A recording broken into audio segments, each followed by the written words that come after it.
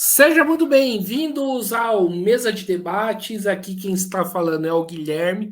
E vamos que vamos, pessoal, dar continuidade aqui à nossa programação da semana, conversando, né, e tratando aí de várias questões. E um dos temas, acho que é essencial debater aqui devidamente, né, porque existe, né, várias distorções, né, sobre essa discussão, seja no âmbito aí da direita, mas também existe, né, digamos assim, muito terraplanismo, né, da esquerda sobre esse tema, é a questão da China, né? Qual é o papel que a China cumpre, né, hoje na economia mundial, na economia capitalista mundial. Então, para falar desse tema, né, eu convidei aqui o Lucas, né, que escreveu o livro Ascensão Mundial da China, e o prefácio aí escrito aí por um conhecido aí da gente, que é o Santiago. Então, antes da gente começar, eu peço para o Lucas se apresentar e depois o Santiago se apresenta. Aí o Santiago faz a abertura, né? Porque foi ele que escreveu o prefácio do livro, e o Lucas finaliza aí com a ideia, né, do livro. Então, cada um terão 30 minutos aí para poder falar. Então, acho que é melhor o Santiago se apresentar e falar 30 minutos, depois o Lucas se apresenta e já fala 30 minutos. Enfim. Então, fica à vontade, Santiago. Olá, Guilherme, olá, Lucas, companheiros de luta aí, o Lucas, companheiro de profissão também, eu sou professor, me apresentar, já me coloquei aqui no canal e tal algumas vezes, mas me apresentar novamente, sou professor da rede pública aqui no estado de São Paulo, o Lucas é professor lá no Rio Grande do Sul, mas penso que as dificuldades e percalços da profissão devem ser muito parecidos e tal, então, saudar o Guilherme, né, por esse convite novamente e a importância da gente debater esse tema, né, debater o papel da China hoje, não só pelo papel fundamental que a China, né, cumpre hoje na economia mundial, nas relações internacionais e tal, é impossível contornar quando se pensa o sistema mundo de relações capitalistas que existem atualmente, as relações assimétricas e hierárquicas entre os países dentro desse sistema imperialista que existe desde o começo do século passado, como mínimo, é impossível contornar o papel específico que a China ocupa atualmente, né? Tipo, pensar os próximos momentos dos conflitos internacionais, da luta de classes, é impossível sem pensar esse papel da China, por exemplo, a possibilidade não muito difícil de imaginar de conflitos bélicos mais agudos entre China e Estados Unidos, além dos conflitos econômicos e geopolíticos que existem já atualmente, né? Tipo, vários analistas internacionais falam de uma segunda guerra fria hoje entre Estados Unidos e China e tal. Então, a gente pensar esse elemento desses conflitos que já existem no âmbito econômico, pelo menos desde a primeira presidência de Trump, e que se aprofundaram com a presidência de Joseph Biden, né? Então, mostrando que não é uma questão do Partido Republicano ou do Partido Democrata nos Estados Unidos, hoje, essa conflituosidade com a China, mas é um consenso dentro da elite política e econômica estadunidense, do imperialismo yankee, de que a China deve ser confrontada, por exemplo, né? E que pode se aprofundar novamente, vejamos, com uma nova presidência de Trump ou um segundo mandato de Biden. As eleições nos Estados Unidos hoje estão bastante incertas, né? Vão acontecer esse ano, mas ainda estão bastante incertas. Então, tem esse conflito que começou no âmbito econômico, se espraia para o âmbito geopolítico, a tentativa da China de se posicionar politicamente, por exemplo, no Oriente Médio e tudo mais, como um dos fatores, talvez, para se pensar o aprofundamento do conflito entre Israel e Palestina no momento.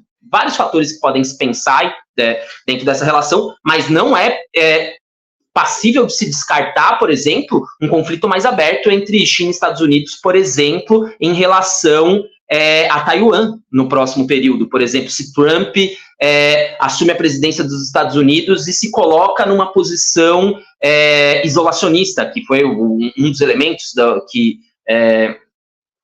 norteou a política externa de Trump durante seu primeiro mandato e tudo mais, ou pelo contrário, Trump é uma figura bastante errática, né, tanto internamente nos Estados Unidos quanto internacionalmente. Trump aprofunda, porque isso existiu bastante com os representantes republicanos da Câmara dos Deputados dos Estados Unidos, aprofunda uma conflituosidade com a China em relação a Taiwan. Pensemos no meio do ano passado, por exemplo, Nancy Pelosi, que naquele momento era a presidente da Câmara dos Deputados nos Estados Unidos, visitando Taiwan, uma clara provocação à China. Então, pensar todos esses elementos, pensar a China como um pivô das relações internacionais, tais como elas se expressam atualmente, e pensar essa posição chinesa atualmente, é impossível sem pensar o que especificamente é a China, o que representa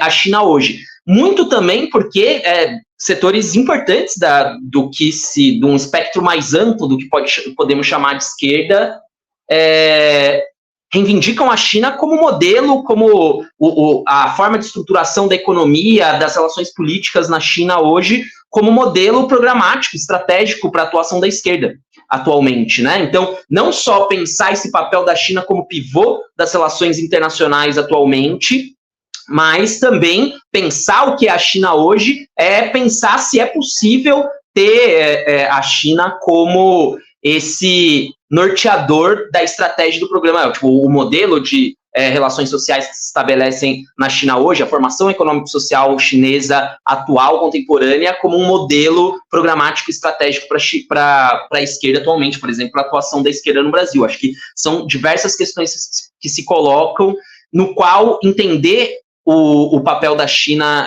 atualmente nas relações internacionais se faz um fator muito fundamental. Então, penso que a gente debater na esquerda é algo fundamental, inclusive daí por isso saudar a iniciativa do Lucas de escrever um livro sobre a questão, né? Acho que a gente que é trabalhador, a gente que é trabalhador do setor mais de base, né? Mais ligado à base da classe trabalhadora, nesse sentido, tem que se colocar esse exercício de refletir essas grandes questões, assim, muito da pressão que se coloca para a gente de refletir as questões imediatas do local de trabalho, as questões sindicais, sendo professor, as questões pedagógicas, né? A relação que a gente estabelece, a gente dá aula em escola pública, então, com os filhos da classe trabalhadora, com a própria classe trabalhadora, que é parte da comunidade escolar nesse sentido. A pressão é só discutir essas questões mais imediatas, que são importantíssimas, sem nenhuma sombra de dúvida, mas acho que a gente tem que superar isso e buscar discutir as questões mais relevantes a nível internacional.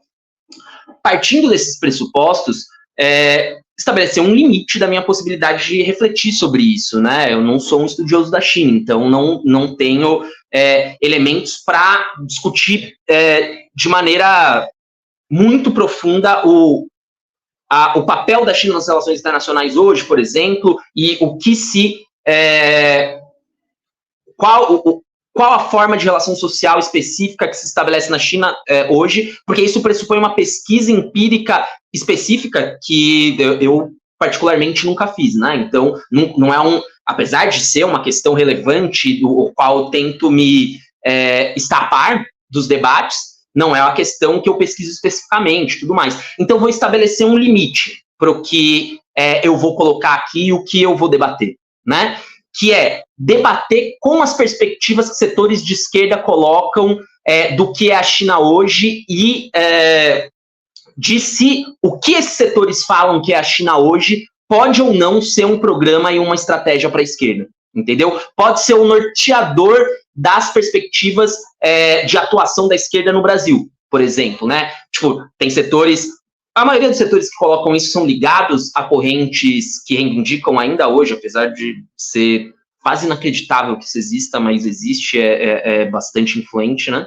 É bastante influente, é um exagero, né? Mas é influente nesse pequeniníssimo setor que é a esquerda que se pretende revolucionária, são setores que se reivindicam stalinistas, né?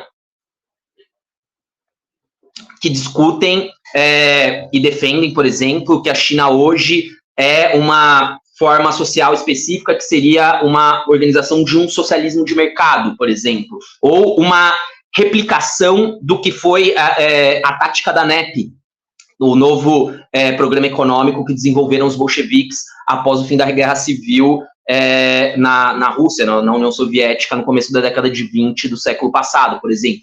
Ou ainda uma formulação mais recente, tudo mais, ligado a um economista ligado ao PCdoB, né, que é o Elias Jabbour, que formula que a China hoje é uma nova... É confuso, penso, na posição dele, mas é um novo modo de produção. Penso que isso é uma das perspectivas que ele coloca, de que a China é um novo modo de... O que existe na China hoje é um novo modo de produção, que seria a economia de projetamento. Mas mesmo, eu vou discutir, então, as contradições dessas três, pelo menos como eu entendo, contradições dessas três formas de caracterização. Não vou discutir exatamente se a China é isso ou aquilo, mas como essa forma, se caracterizamos dessa maneira ou daquela, ou como economia de projetamento, ou como socialismo de mercado, ou como uma nova forma da NEP, isso não pode ser um norte para a atuação da esquerda, pelo menos como eu entendo.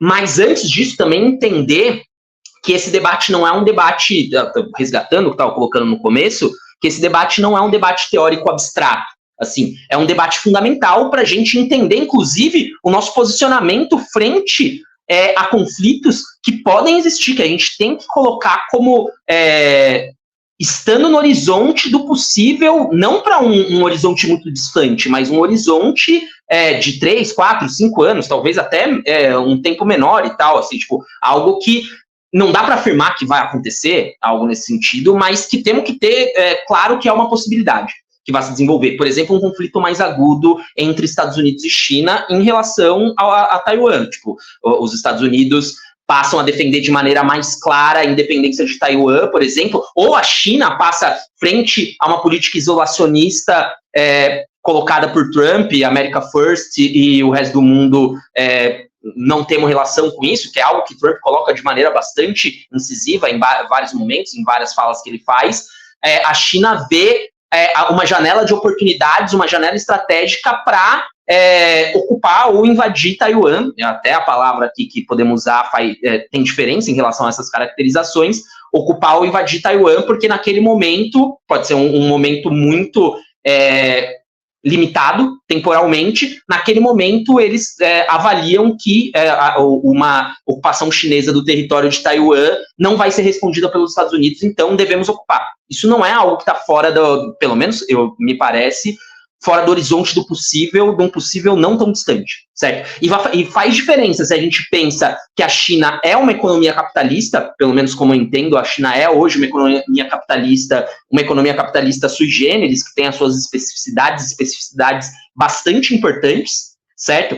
Mas faz diferença a gente pensar que a China é uma economia capitalista invadindo um outro país, certo? Ou se a China é uma economia socialista, mesmo que com um socialismo com características bastante peculiares, mas que a China é socialista e está recuperando uma parte de seu território que foi alienada do seu território por poderes capitalistas internos, por exemplo. Faz muita diferença essa caracterização da China para a gente entender esse tipo de conflito e outros conflitos, o próprio conflito econômico entre Estados Unidos e China, entender se temos que ter uma posição pela liberdade econômica da China faz diferença se a economia chinesa é uma economia socialista ou se ela é uma economia capitalista. Então, penso que esse debate não tem nada de um debate pura e simplesmente abstratamente teórico, apesar dos elementos que eu vou colocar, tem um elemento mais abstrato, teoricamente e tal, mas essa abstração teórica tem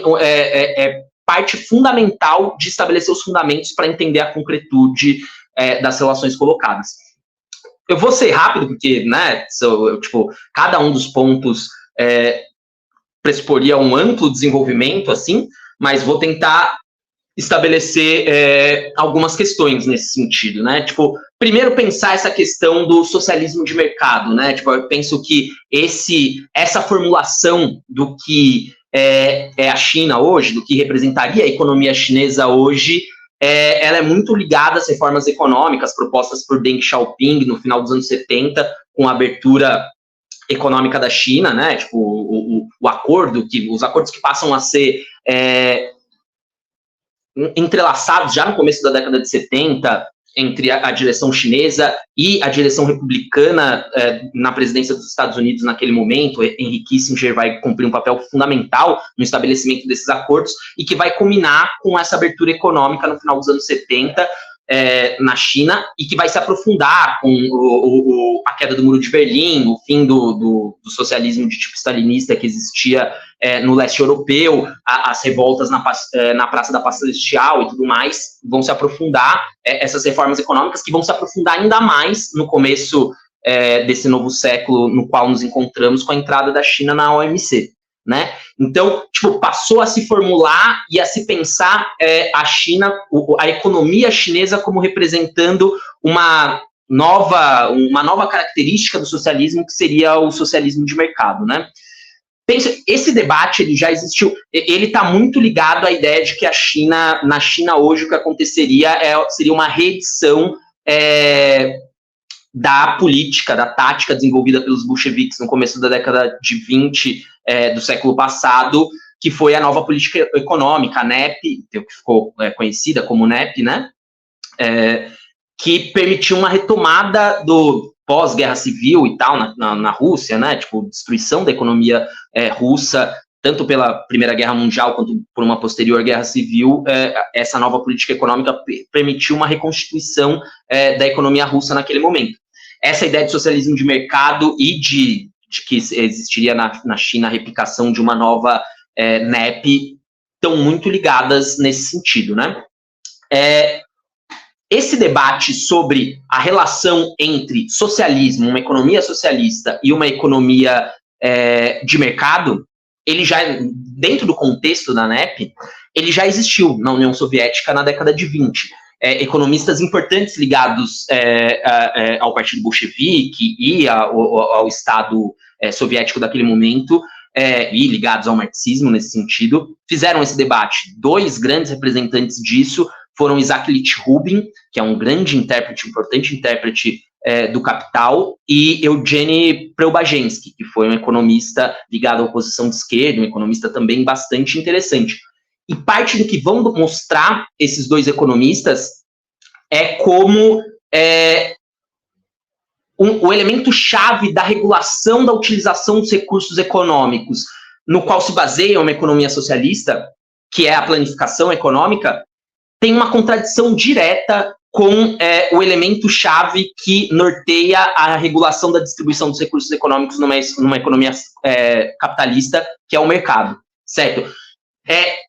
Planificação e a desregulamentação que acontece dentro de uma economia de mercado capitalista são elementos antagônicos e que não podem conviver durante um longo período, certo? Tipo, isso era já um debate que faziam os economistas soviéticos na década de 20 para mostrar, tipo, os limites do desenvolvimento de uma política como a NEP, por exemplo, certo? Tipo, a planificação econômica que exige uma economia socialista para se desenvolver e para poder demonstrar todo o potencial do desenvolvimento econômico dentro de uma economia capitalista, não pode conviver com a desregulamentação e a anarquia na produção e as formas fetichizadas e reificadas de regulação da distribuição dos recursos econômicos que se dão numa economia capitalista.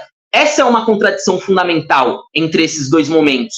O mercado como elemento de distribuição dos recursos produtivos entre os diferentes setores, entre as diferentes unidades produtivas e tudo mais, o mercado só pode funcionar de maneira efetiva na medida em que exista uma desregulamentação do processo econômico que permita com que os fatores fundamentais que fazem com que o mercado haja para essa regulação, a oferta e procura, por exemplo, a demanda, a oferta de crédito, todos esses elementos que compõem a constituição de uma economia de mercado, eles são exteriores, extrínsecos e antagônicos em relação a uma economia planificada, a uma economia socialista. Nesse sentido, essa busca de uma amálgama que fazem setores que defendem essa posição entre uma economia socialista e uma economia de mercado é uma contradição em termos, certo? É uma contradição fundamental e penso que uma incompreensão do significado econômico e de gestão dos recursos dentro de uma comunidade entre duas formas amplamente distintas, certo? A planificação, para ela poder funcionar, ela pressupõe a possibilidade de que os recursos econômicos sejam controlados e administrados por um organismo público, que permite a esse organismo regular como vão se distribuir esses recursos econômicos que são limitados entre os diferentes setores, campos, unidades produtivas que compõem o organismo produtivo de conjunto, a economia de conjunto, nesse sentido, né?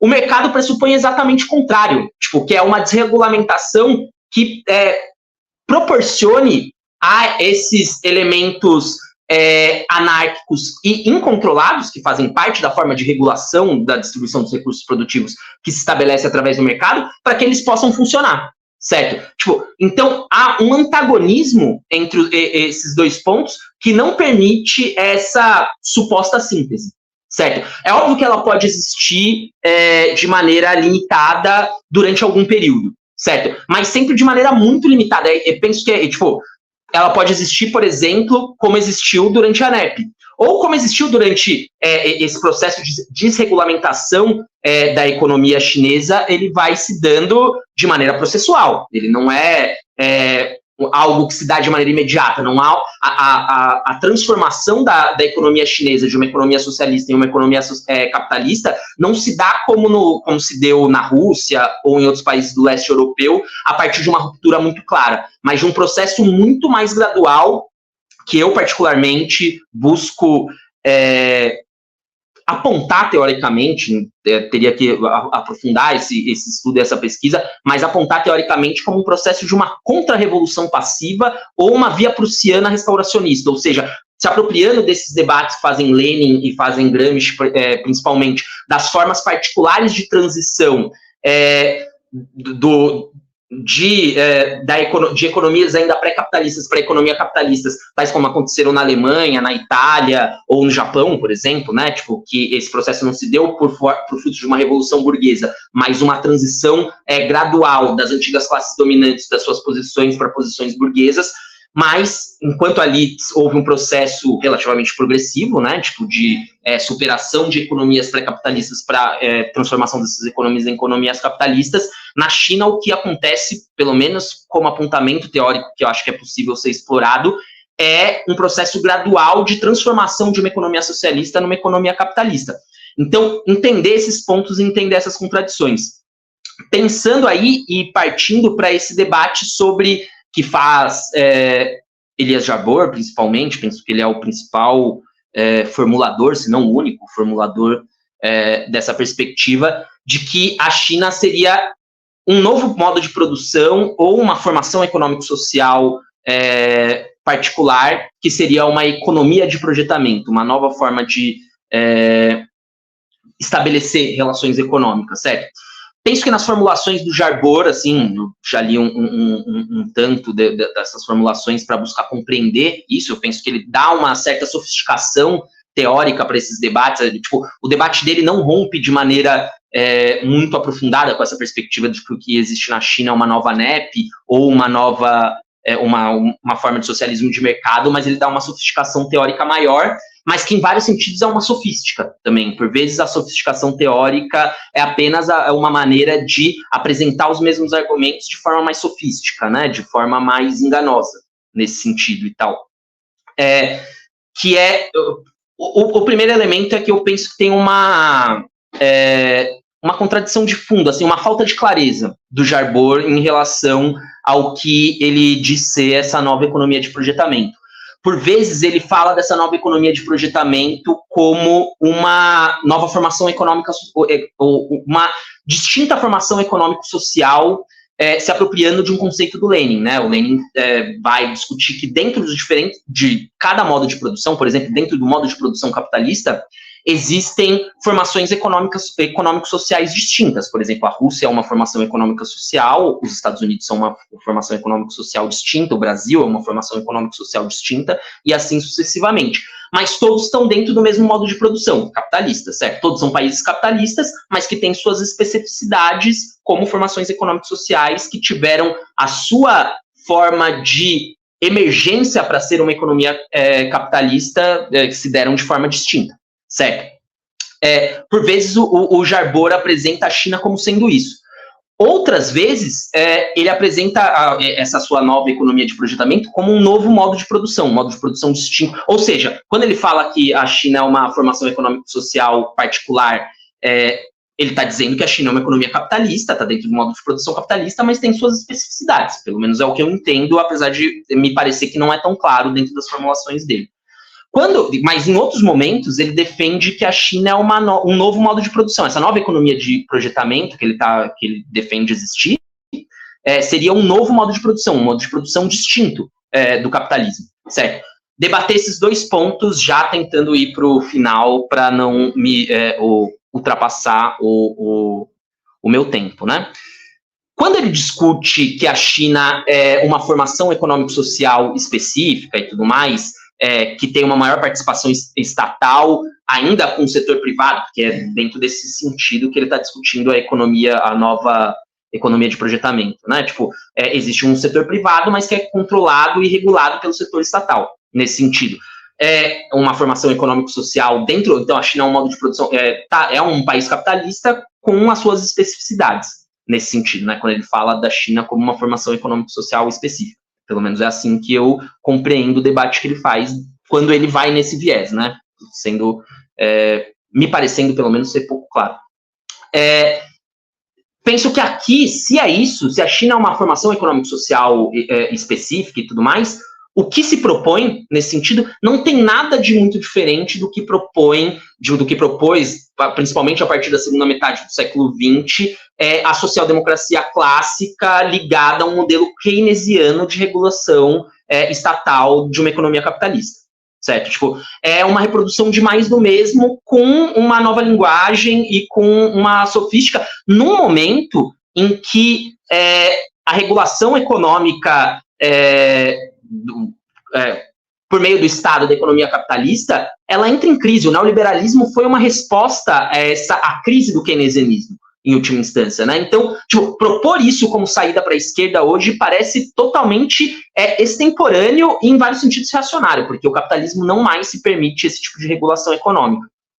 Quando o Jarbor fala da China como um novo modo de produção, um modo de produção que existiria,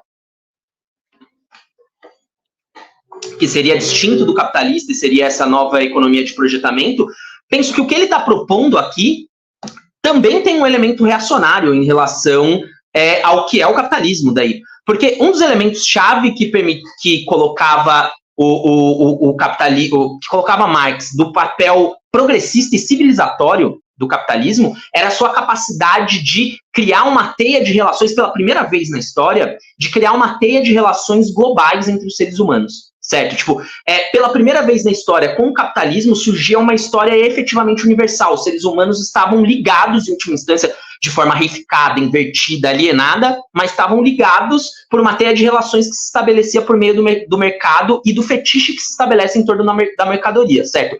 O capital, apesar de todas as suas contradições e de todas as suas, de todas as suas mazelas, em última instância, dentro de uma perspectiva marxista, cumpria um papel civilizador e progressista, em algum nível, em relação a modos de produção anteriores, na medida em que ele permitiu esse estabelecimento de interações e relações globais entre os seres humanos. Quando o Jarbor fala de um novo tipo de economia, uma economia que teria um nível de planificação, né, uma planificação baseada em diferenças estruturais dentro de uma determinada comunidade, ele propõe uma volta atrás em relação a esse elemento progressista que teve o capitalismo. Porque essa economia planificada, baseada em diferenças estruturais dentro da comunidade, ela só pode se reproduzir dentro de espaços nacionais fechados, em última instância, né? Uma planificação que se baseia em diferenças estruturais dentro da comunidade, ela só pode se dar na medida em que a revolta dos setores subalternizados dentro dessa comunidade seja refletida para fora da própria comunidade, ou seja, se construa um autocentramento dessa comunidade, uma comunidade nacional, exterior a todas as outras. O que eu estou querendo dizer aqui? Que a única forma de se estabelecer uma planificação global da economia, que é o que propomos e temos como perspectivas os comunistas, os internacionalistas, essa planificação se dá de forma efetivamente democrática, certo? Se todos têm o direito de participar democraticamente, todos os membros da comunidade têm o direito de participar democraticamente da construção dessa planificação e dessas relações que se estabelecem, dessas relações econômicas que se estabelecem a partir disso, toda essa superestrutura que se coloca sob essa base econômica. Só que na medida em que na China hoje tudo que não existe é democracia, na medida em que a planificação e os elementos de planificação que existem na China se dão baseados em diferenças estruturais dentro da comunidade, é impossível ter como norteador desse tipo de planificação econômica, que esse tipo de planificação econômica se dê a nível global, a nível internacional, a formação de uma única comunidade global, sem diferenças nacionais, artificiais e tudo mais, entre os seres humanos. Então, o que o Jarbor propõe, me parece, não é totalmente claro, mas é a consequência do que eu estou tirando do que ele coloca, porque eu penso que ele não aprofunda essas questões, fica num nível bastante superficial, é que essa nova economia de projetamento, esse novo modo de produção que ele propõe, seria baseado em planificações feitas em economias nacionais distintas. E na medida que essa planificação se dá em economias nacionais distintas, sem um elemento de construção de interações entre essas diferentes economias nacionais que se tornam autóctones, em última instância. Isso é reacionário, é uma volta atrás, não é um elemento progressista, é uma volta atrás em relação aos elementos civilizadores que teve o capitalismo, que foi a construção de uma economia global, de relações globais entre os seres humanos, mesmo que de forma ramificada, alienada e tudo mais. Então, penso que, e daí já para terminar mesmo, e conseguir fechar no meu tempo, tem algumas lacunas na minha fala, mas penso que a gente pode ir debatendo a partir disso, todas essas três perspectivas de caracterização do que é a economia chinesa hoje, elas estando corretas ou não sobre o que é a China hoje, mas como perspectivas teóricas para a esquerda, elas são equivocadas. Primeiro, tanto por irrealizáveis e por construir contradições que são fundamentais, ou porque, inclusive, reacionárias em relação aos elementos progressistas que existiram no capitalismo. Hoje, frente à crise civilizacional que existe no capitalismo, o que podemos propor não é uma volta a economias e comunidades autóctones distintas e que se confrontam umas com as outras, certo? A única maneira de superar a crise civilizacional que criou o capitalismo no momento é criando uma comunidade, apesar de hoje isso parecer um pouco utópico, mas temos que pensar isso como a única alternativa que temos frente à crise civilizacional. Criar uma comunidade de seres humanos onde as diferenças artificiais entre nós, por exemplo, diferenças nacionais, deixem de existir, a gente cria uma fraternidade, uma relação comunitária onde todos os seres humanos se reconheçam como parte dessa mesma fraternidade, dessa mesma comunidade, desse mesmo espaço de interações globais. Isso tem que deixar de ser uma utopia, porque é uma resposta necessária à crise civilizacional que vivemos. Desculpa ter me estendido e possíveis confusões que eu tenha colocado, mas acho que um pouco isso para iniciar o debate. Então, vamos aí para a próxima apresentação aqui, que é a do Lucas, né? Então, Lucas, 30 minutos aí para poder se apresentar e fazer sua explicação em relação ao livro.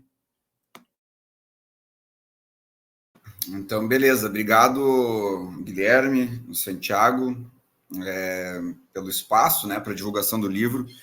Acho que lançar um livro no Brasil hoje é uma aventura, né? E ainda mais para um professor da rede pública, como eu, né? Então, sou professor como Santiago, professor precarizado, né? Sobretudo no estado há bastante tempo, professor contratado. E eu sou militante também, já passei por algumas organizações aí, agora no momento sou um ativista independente, mas que tem essa bagagem da militância aí também, e aqui está o livro, né? Está aqui a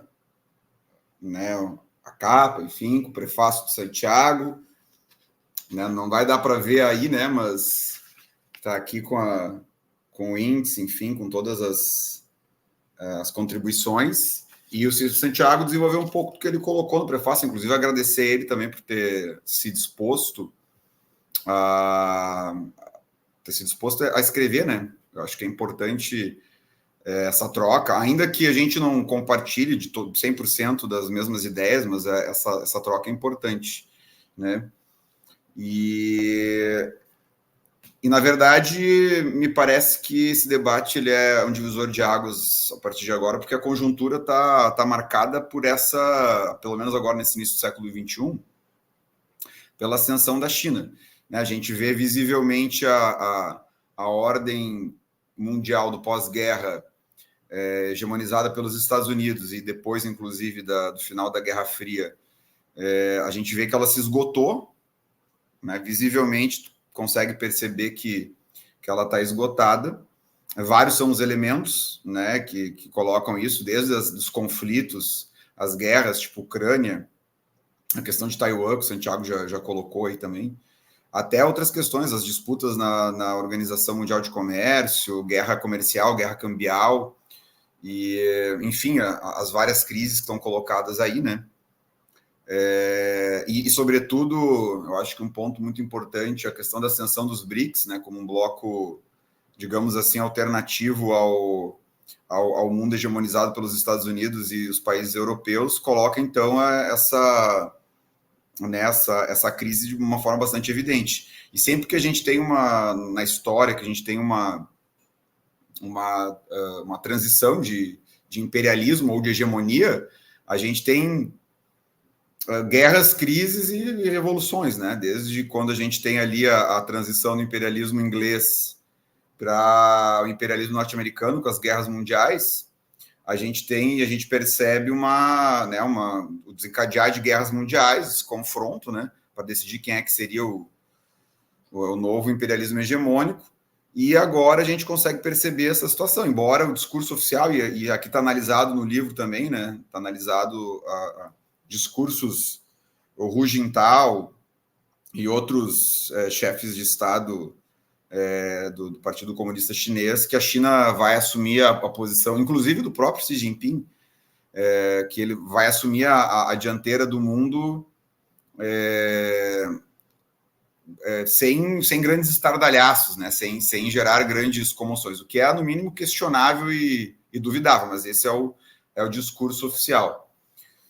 E a ideia do livro é fazer, primeiro, são dois grandes eixos, para além do prefácio de Santiago e do pós-fácio, que foi um camarada meu também aqui, professor de Estado, que escreveu, fazendo uma análise que também discorda de mim no decorrer da análise do livro. Então, tem um prefácio que não concorda em todo, mas que a gente concorda, acho que a maior parte do que o Santiago expressou aí, eu tenho acordo, não teria nada a acrescentar, mas a gente discorda de questões pontuais, ele coloca isso no prefácio, e o pós-fácio do camarada que discorda também, porque faz uma análise, por outro lado, por um viés mais humanista e tal, leva a discussão para uma outra vertente.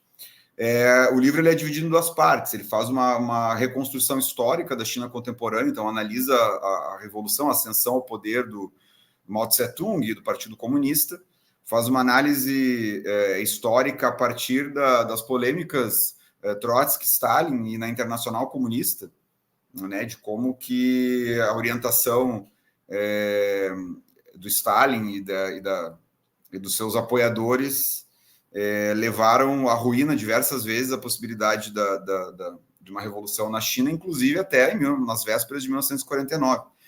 No final da Segunda Guerra Mundial, o Stalin fazia ali uma tentativa de pacto, assim como fez na Europa, no leste europeu, na Europa Ocidental, tentou fazer um pacto entre Partido Comunista e Kuomintang, mas que não obteve êxito porque o Mao Tse-tung, a despeito de ser um stalinista confesso, também faz uma análise num capítulo específico sobre o Mao Tse-tung, que espécie de stalinista ele é, enfim, traça um perfil político e ideológico do Mao Tse-tung. A despeito disso, ele tinha uma postura pragmática chinesa, semelhante aos mineiros, né, come quieto. Ele foi fazendo e foi tomando outro caminho e tomou poder contra a orientação oficial da Internacional Comunista. Então faz essa reconstrução, traz essas polêmicas, pega os documentos oficiais da Internacional Comunista faz, digamos assim, um resgate, não apenas dessa polêmica do Trotsky, a questão da revolução permanente na China, aplicada à China como uma comprovação da teoria,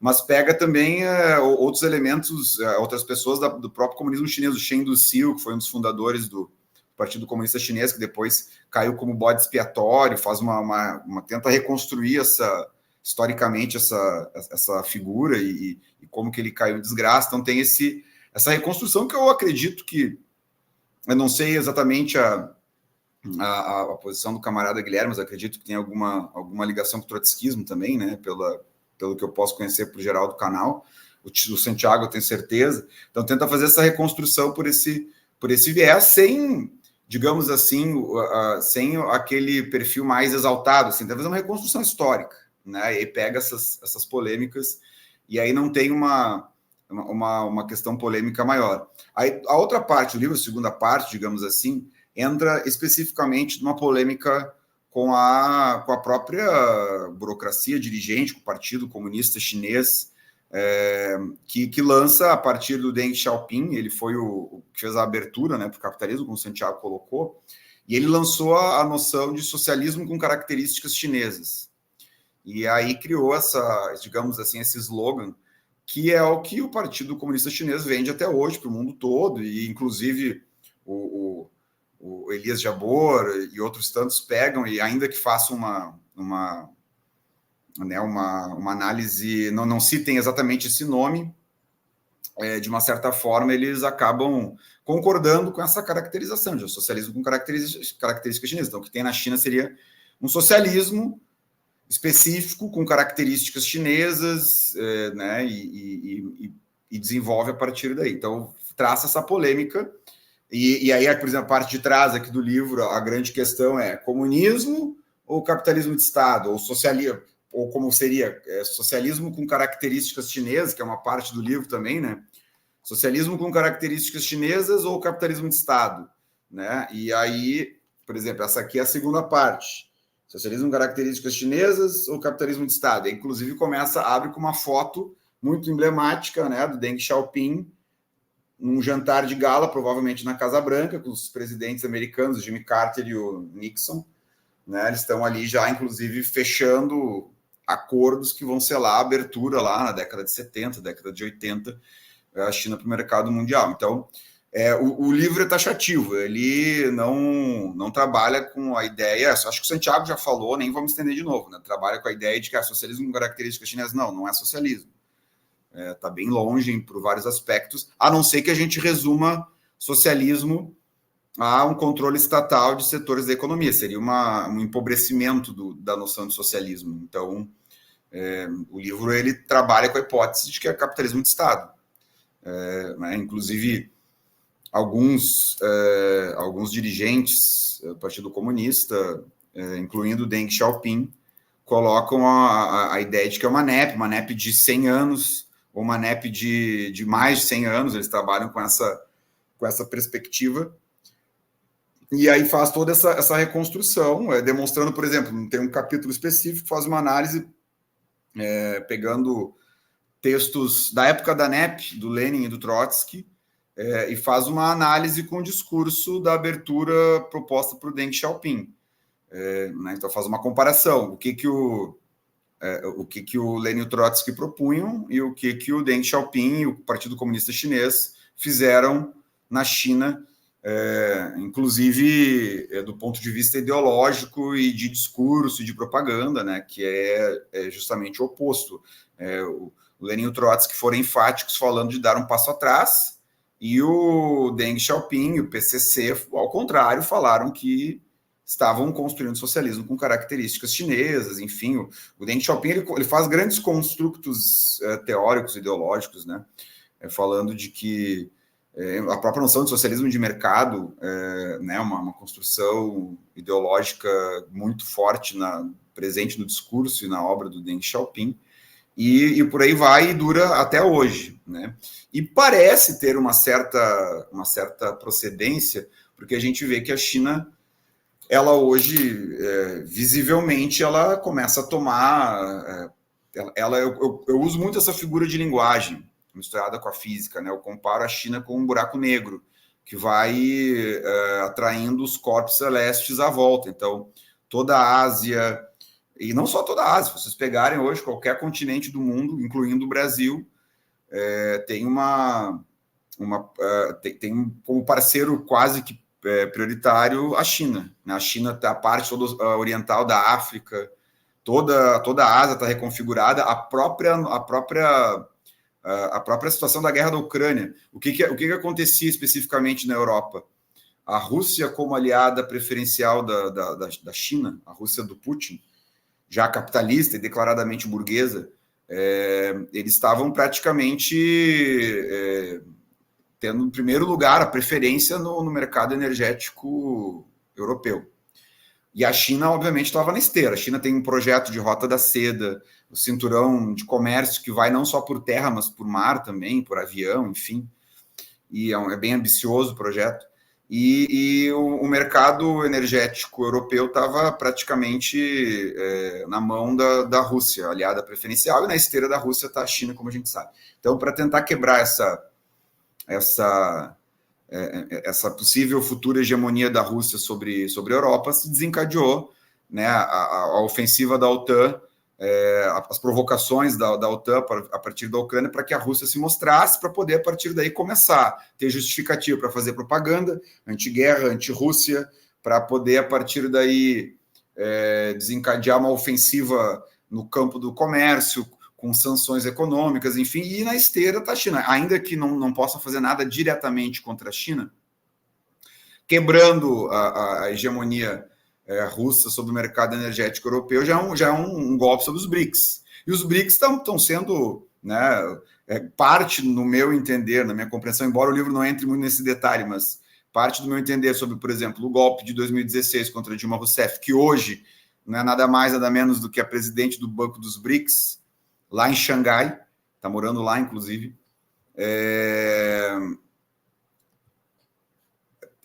Parte do golpe que aconteceu foi uma tentativa dos Estados Unidos quebrar essa construção a nível internacional dos BRICS, e inclusive agora a Argentina, o Javier Milei, né, ganhando as eleições, rompendo com a possibilidade de adesão aos BRICS. A Argentina estava, inclusive, falando em desdolarização, em ver a questão da dívida impagável da Argentina a partir da desdolarização em yuan. Então, tudo isso, no meu entender, vai marcar e demarcar a conjuntura a partir de agora. Né? Não tem mais como não olhar para a conjuntura e não ver essa disputa entre BRICS, colocando o Brasil como papagaio de pirata, né, no bloco. Eu acho que a China e a Rússia serão os carros-chefes. O Brasil, claro, obviamente, tem interesses também. Né? Eu acho, por exemplo, que as declarações que o Lula deu agora recentemente sobre a questão da faixa de gás não seriam possíveis se não tivesse esse bloco a nível internacional. Não que essas declarações sejam algo muito...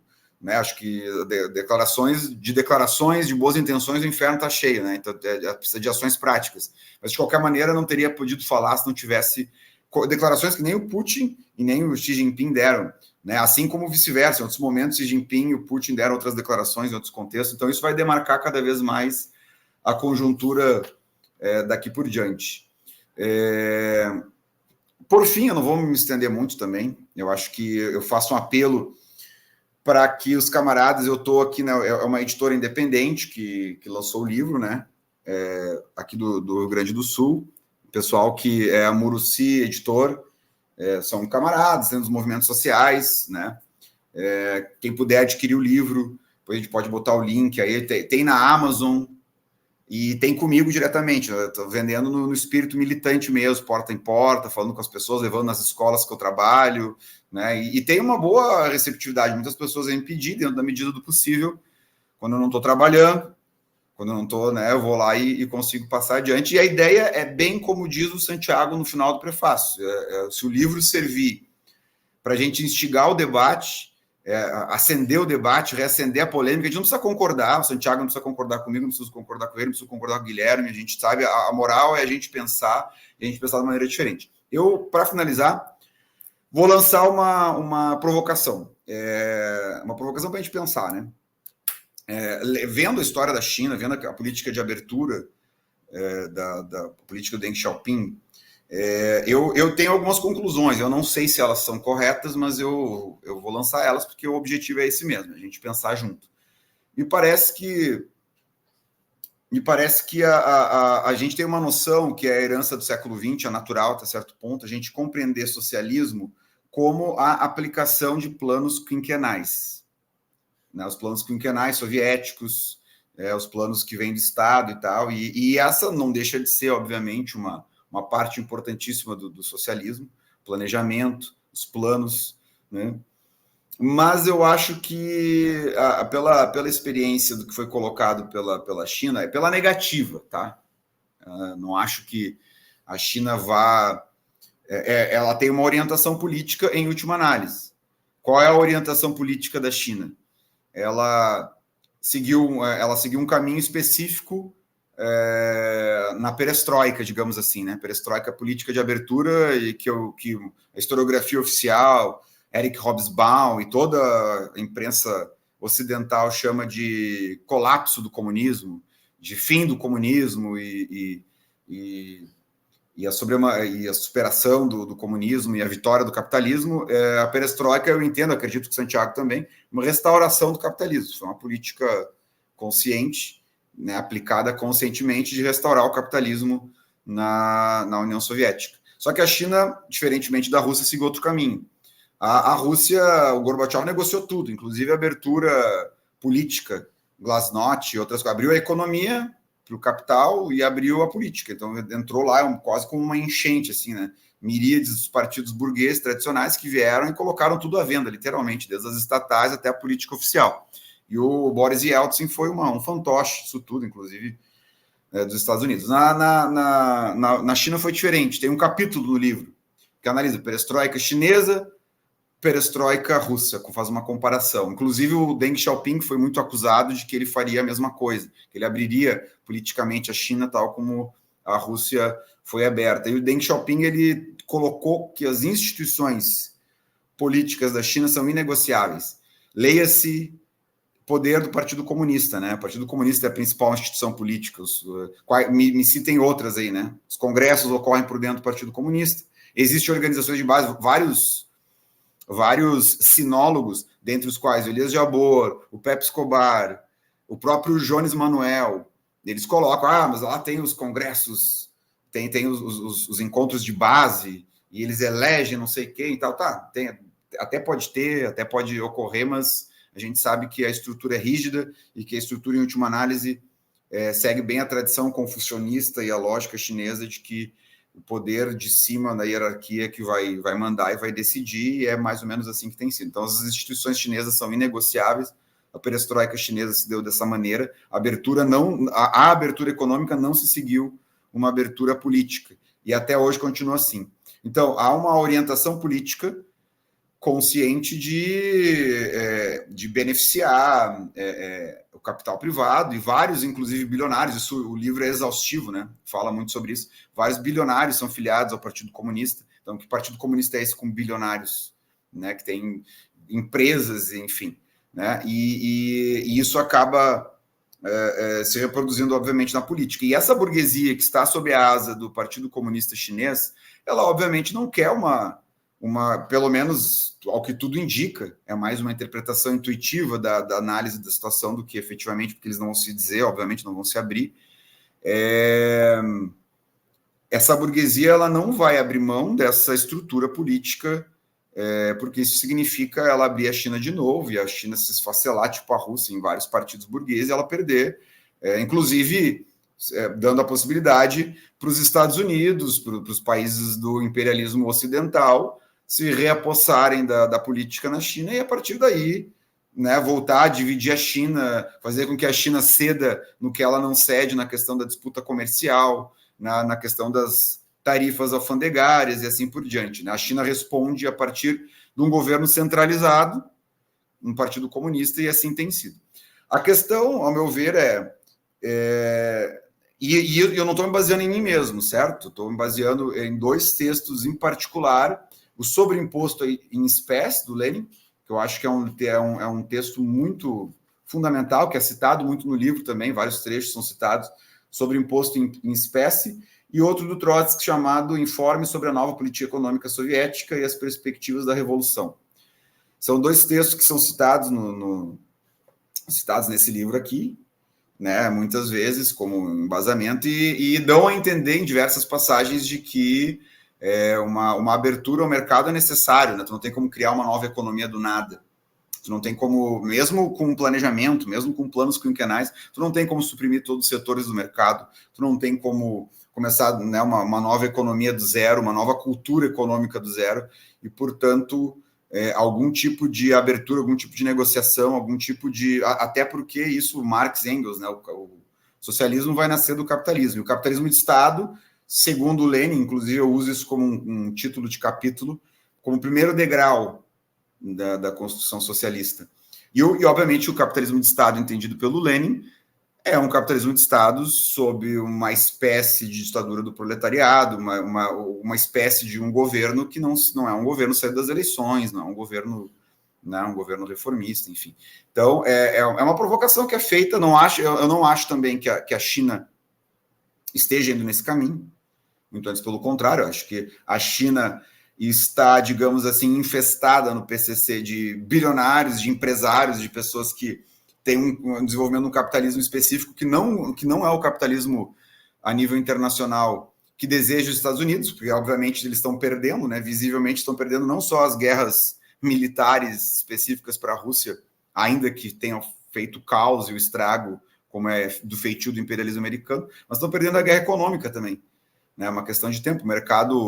O mercado interno chinês é vasto e o Xi Jinping já declarou várias vezes, o livro analisa isso também, como utilizar o mercado interno como uma forma de ir remodelando o mercado internacional. Não acho que seja esse o papel da burocracia chinesa. Não sou contra o discurso de que isso é um discurso do Domênico Lossurdo, que é um dos ideólogos da China, que dá embasamento para o Jones Manuel, que dá embasamento, inclusive, para o Elias Jabbour, né? Ele defende que esse é o único caminho possível, que isso é realismo. Eu não acho que esse seja o único caminho possível e nem que seja o único que seja um realismo revolucionário, muito antes pelo contrário. Né? Acho que há uma compactuação muito séria, muito grave com a questão do mercado mundial e do capitalismo tal como ele é, sem uma perspectiva. Acho que para avançar para o socialismo precisa, além da questão do mercado, de ter a possibilidade de regulamentar o mercado a partir das instituições dos trabalhadores, tem que ter outras preocupações, como, por exemplo, elevação do nível cultural, psicológico, material da classe trabalhadora, coisa que a gente está muito longe, controle operário da produção, né? Enfim, outras instituições que não são o caso do que está colocado ali. Então, para começar, essas são, acho que, uma apresentação geral do que está aí no livro, tá? E é isso.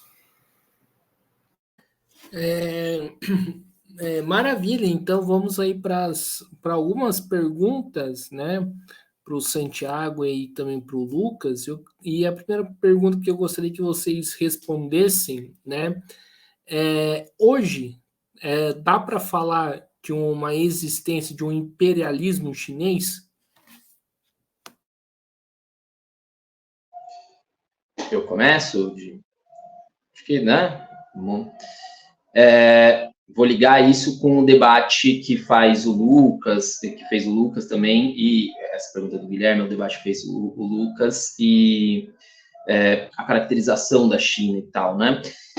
A China é uma coisa, tipo, não é um tema de pesquisa meu, né? Não vou colocar nenhuma resposta categórica a questões como essa, mas é uma questão que qualquer intelectual que se coloca hoje em relação à realidade tem que estar acompanhando e buscando, pelo menos, apontar caminhos de reflexão, né? Então, penso que a gente ir refletindo essas questões é importante nesse sentido, né? Eu penso que a China hoje, ela partindo do pressuposto que ainda estamos ainda nos colocamos dentro do que o Lenin formulou como uma época imperialista do desenvolvimento capitalista, né?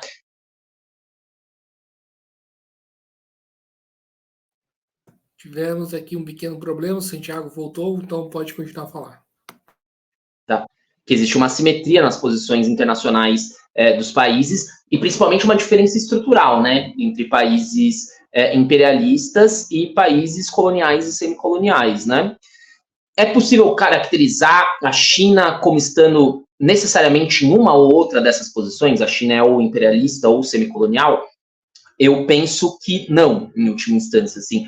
Eu penso que a China tem características imperialistas, mas é necessário, pelo menos como aproximação, entender que a formação econômico-social chinesa hoje, ela tem características híbridas. Ela tem características imperialistas, ela passa a afirmar características imperialistas, bastante no sentido do que o Lucas falou na colocação dele, de que o crescimento econômico chinês, baseado no seu imenso mercado interno, né, e em todas as possibilidades de desenvolvimento, a partir disso, permitiu um crescimento econômico ímpar na história, talvez, do próprio desenvolvimento capitalista dentro da China, o que possibilitou ela ter determinadas características imperialistas. O investimento de capital que a China faz na África, por exemplo, hoje, é gigantesco, segundo dados que colocam vários analistas internacionais. A própria formulação da nova Rota da Seda e tudo mais tem características imperialistas, né, de investimento de capitais chineses em outros espaços e tal, e mesmo no Brasil a gente vê elementos, fábricas de carros chinesas sendo colocadas e tal. Então, uma série de fatores, e o fator fundamental é esse da exportação de capitais. A China passa a ter essas características e passa a ocupar uma posição política também dentro do cenário internacional nesse sentido, né? Tipo, a busca pelos chineses de começar a influir na política dentro do Oriente Médio, por exemplo, que é um dos fatores a se pensar como causadores do atual conflito entre Israel e Palestina. E vários outros elementos e tal, a busca, a própria formulação dos BRICS, que o Lucas ressaltou bastante, a busca pela China por reformar as instituições internacionais, dando mais espaço para si mesma, né, em última instância, dentro dessas instituições internacionais que foram moldadas por uma determinada correlação de forças favorável aos Estados Unidos, que não é a mais a que existe, certo? Então, acho que a China tem características imperialistas, mas ela tem também características semicoloniais, certo? Do qual ela busca se defender, nesse sentido do que o Lucas colocou, assim. Então, a China hoje, ela não pode ser colocada, penso, em nenhum desses dois papéis de forma totalmente clara, como um país imperialista ou como um país semicolonial. Outro fator fundamental de se pensar é que a China, que não era algo que estava dentro da formulação do Lenin naquele momento, que a China passou por uma revolução socialista, certo? Houve uma restauração do capitalismo, uma restauração bem particular do capitalismo na China, né? Muito mais controlada, muito mais... muito menos caótica do que se deu na Rússia, por exemplo.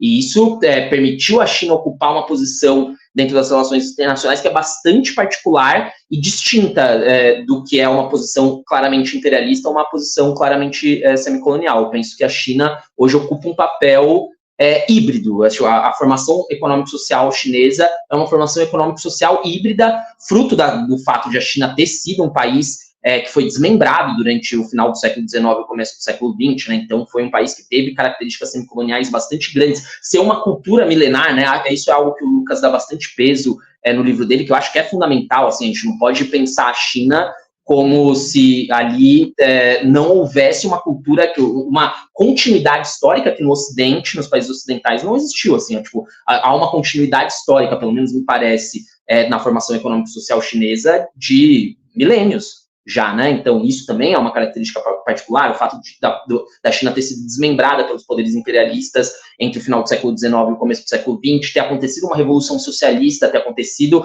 uma restauração do capitalismo, mas num país gigantesco, com um potencial econômico gigantesco, mas então isso faz com que a China ocupe um papel híbrido dentro dessas relações internacionais.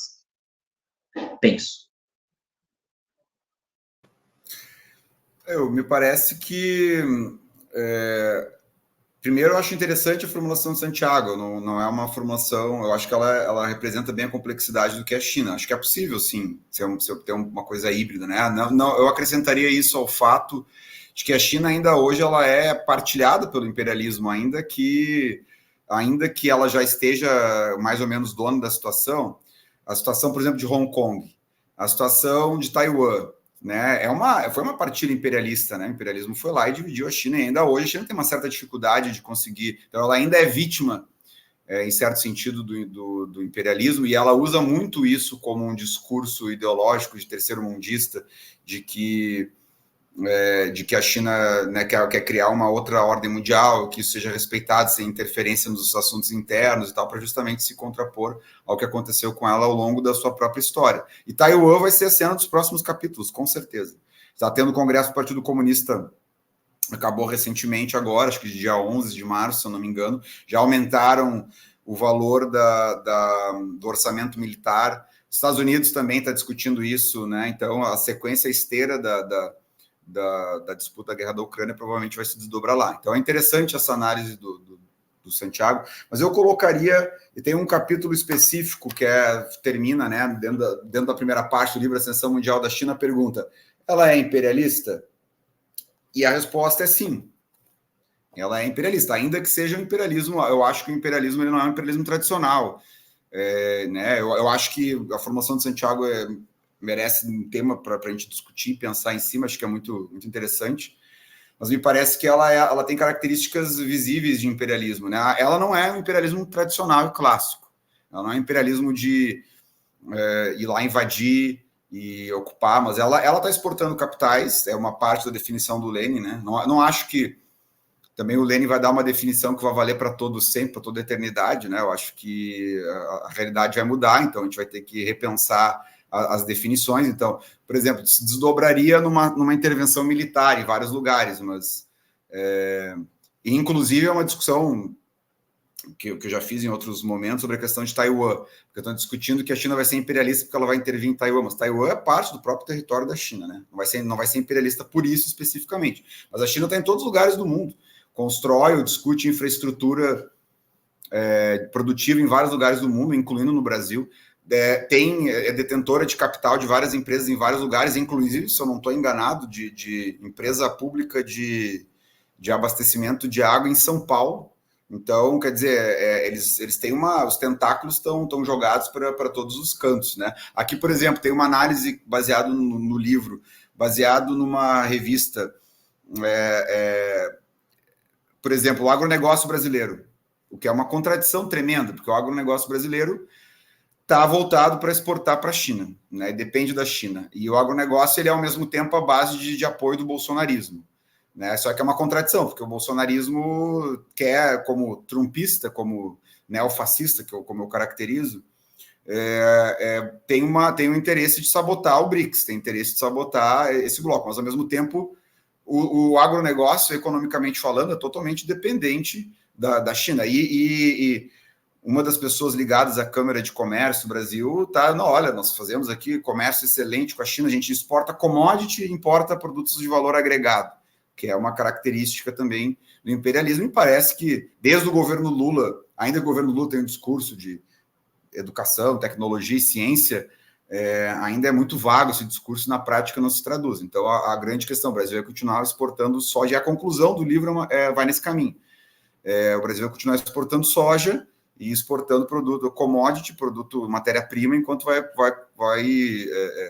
vai importar produto de valor agregado. Só que há uma diferença, e isso é gritante. Santiago expressa um pouco na análise que ele faz, a diferença do imperialismo chinês é outra reação. O imperialismo chinês ele não é agressivo, ele é o que eu vou falar brincando com vocês aqui, já que estamos entre gaúchos e paulistas, é um imperialismo mineiro, é um imperialismo come quieto, ele não é um imperialismo assim que faz estardalhaço, ele não é um imperialismo que vai fazer, talvez em alguma questão específica, não dá para descartar, né, uma intervenção militar, mas como já teve no Vietnã, né, mas eu não acredito que isso vai se traduzir agora, até porque iria muito em confrontação com o que a diplomacia chinesa fala, que é comércio ganha-ganha, todo mundo ganha, empresta dinheiro, empresta dólar para o país, sem as exigências draconianas que faz os Estados Unidos através do FMI. Então é outra levada, e é um imperialismo sutil, é um imperialismo tipicamente chinês, pragmático, silencioso, que vai. Só que, né, isso engana um pouco, isso dá uma impressão de que não é. A China passou por uma revolução, a China, né? Tem todas essas questões que, sem dúvida nenhuma, tem que ser levadas em consideração, porque é parte da complexidade da realidade. Mas, para responder a tua pergunta, me parece que sim, que a China cumpre um papel imperialista, embora o imperialismo diferente. Sim, em cima que o Lucas, né, coloca, né, em relação à parte final, né, de que um imperialismo diferente, né, e que fazem algumas pessoas, né, ter uma dúvida, né, qual posição assumir perante a China. Vocês não acham que dentro da esquerda, né, quando se tem posições de apoio, né, em relação à China, prevalece a lógica do campismo em vez das relações entre a classe? Sim, acho que esse é um dos fatores fundamentais do que é necessário analisar o que é a China hoje, né? Tipo, porque essa lógica dos campos, né, que isola as questões de classe para construir campos progressistas e campos conservadores é o principal risco e fruto de uma derrota objetiva que se reflete numa derrota subjetiva da classe trabalhadora atualmente, assim. Acho que isso se reflete muito no que o Lucas falou em relação ao Domenico Losurdo ser a base das reflexões dos teóricos, bastante entre aspas, né, dos teóricos stalinistas do Brasil atualmente, que é essa questão de um suposto pragmatismo e realismo socialista, né, tipo, de que é o possível hoje. O possível não é mais possível lutar por um socialismo democrático, efetivamente emancipatório. Isso aí é utopia. O que é possível? Defender o campo supostamente progressista de China e Rússia contra o imperialismo estadunidense, né? Então, tipo, colocar isso. A partir disso, pensar e caracterizar a China como uma potência imperialista. E daí... como um país capitalista, quer dizer, né? Como um país capitalista que tem características híbridas. Quando eu falo isso de híbridas, eu não quero abrir um espaço para que a China seja um campo progressista, porque a questão é que a China, para superar as suas contradições hoje, ela busca ocupar um papel efetivo, pelo menos como eu penso assim, busca ocupar um papel efetivamente imperialista. Certo? Eu não vejo a China como ocupando um papel de um imperialismo menos agressivo. Penso, no imediato, o imperialismo, o que há de imperialista na China é menos agressivo. Por quê? Porque a forma da China construir um discurso hegemônico. Desde os debates de Clausewitz, do teórico militar prussiano, tem que ser claro que o elemento militar está submetido a uma determinada construção política, a uma determinada construção de relações hegemônicas, politicamente hegemônicas, certo? A China hoje tem um papel menor dentro das relações assimétricas e hierárquicas que se estabelecem a nível mundial, dentro de uma época imperialista. Os Estados Unidos ainda são a potência imperialista hegemônica. Ela tem que ter um papel menos agressivo no imediato, mesmo nos momentos em que ela expressa uma política imperialista, porque é a forma dela de construir um sistema de alianças em torno da sua economia, das suas relações políticas, da sua hegemonia, nesse sentido, certo?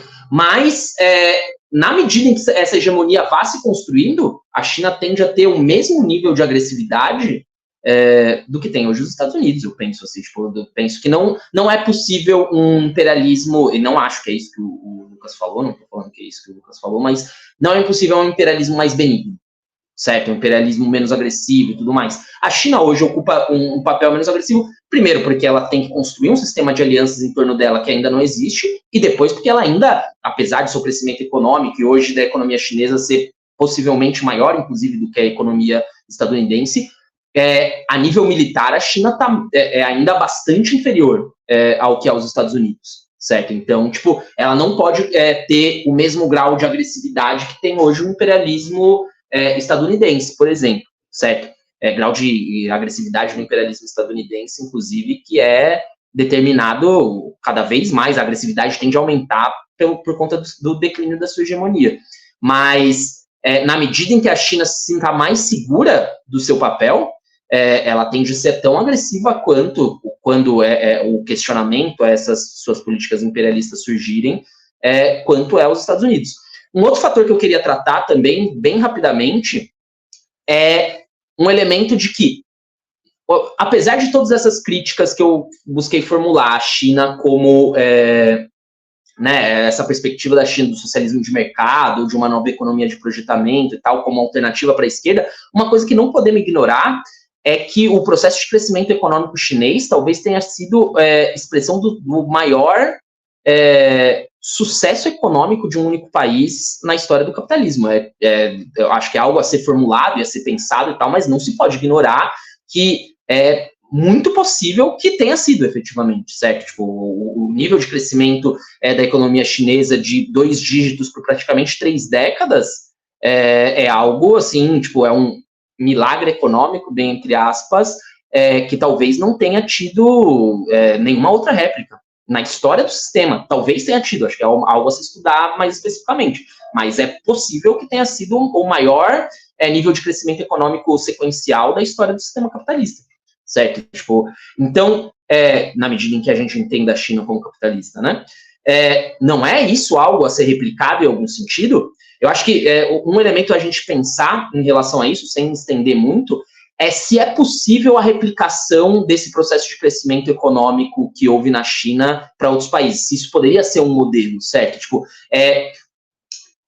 a maneira como eu busco pensar isso, acho que aqui eu só aponto caminhos para pesquisa, tá? Eu nunca fiz uma pesquisa específica sobre isso, mas é um tema muito interessante que eu busco estudar em algum nível, então busco formular caminhos para pesquisa que eu acho que seriam interessantes, tanto para mim mesmo, talvez no futuro, ou para outros pesquisadores que talvez ouçam essa live e queiram talvez ter isso como perspectiva, como uma hipótese, certo?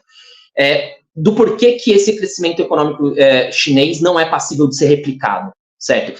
Primeiro, porque pensar que esse crescimento econômico chinês foi baseado numa revolução socialista e na possibilidade da restauração capitalista, nesse sentido, certo? Tipo, então, para se poder replicar o que aconteceu na China, teria que ter como perspectiva, primeiro, fazer uma revolução socialista e buscar planificação e estatização de grande parte da economia para depois se restaurar o capitalismo, que me parece um contrassenso de antemão. Depois, pensar que esse crescimento econômico chinês, ele se deu por fruto de uma síntese de contingências, uma síntese de acasos, em última instância, que são quase impossíveis de serem replicados. Um processo de restauração capitalista que se deu concomitantemente a uma crise de acumulação no Ocidente, certo? A uma crise de acumulação da possibilidade de reprodução ampliada do capital no Ocidente, por fruto de uma queda tendencial da taxa de lucro que atinge seu ápice com a crise do sistema keynesiano que estava se desenvolvendo no Ocidente, com a crise do petróleo no começo dos anos 70 do século passado, do século XX.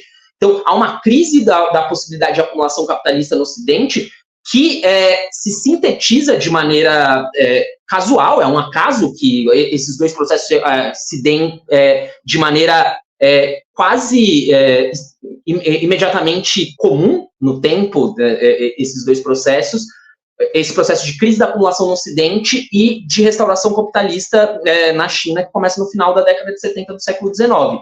Isso, e nesse sentido, um processo de crise de acumulação no Ocidente que leva a uma transferência do parque produtivo do Ocidente para o Oriente, um investimento de capitais sobrantes no Ocidente e no Oriente, pensar que esse crescimento econômico na China, ele teve algumas réplicas em outros países asiáticos que foram conhecidos, inclusive, como como tigres asiáticos, né? O próprio Taiwan, Vietnã e tal, e outros países daquela região. Só que na China se deu de uma maneira muito mais estendida e muito mais profunda. Por quê? Porque foi possível, por um processo que o Lucas colocou, foi possível a burocracia estatal chinesa controlar, por fruto de ter existido uma revolução socialista no país, controlar esse investimento de capitais e planificar até certo ponto esse investimento de capitais ocidentais dentro do país, de forma a permitir um crescimento mais estendido, mais harmonioso, mais estendido, mais aprofundado e mais estendido no tempo, nesse sentido, certo? Então, são uma série de contingências históricas a crise de acumulação no Ocidente, a abertura da economia na China, a necessidade dos países ocidentais de exportarem capitais para outros espaços que permitiriam um crescimento, e nesse sentido a transferência do parque produtivo dos países imperialistas do Ocidente, em grande medida para os países orientais, são uma série de contingências históricas que são quase impossíveis de serem replicadas, certo? É uma síntese de acasos que não tem como a gente planejar e ter como perspectiva e programa nesse sentido que eles vão se reproduzir. Então, penso, isso é um caminho de pesquisa, não estou falando que é uma resposta totalmente fechada, tá? Mas eu acho que é um elemento para a gente entender isso, entender como esse processo de crescimento econômico da China, que é um processo que deve ser, não podemos ignorar, certo?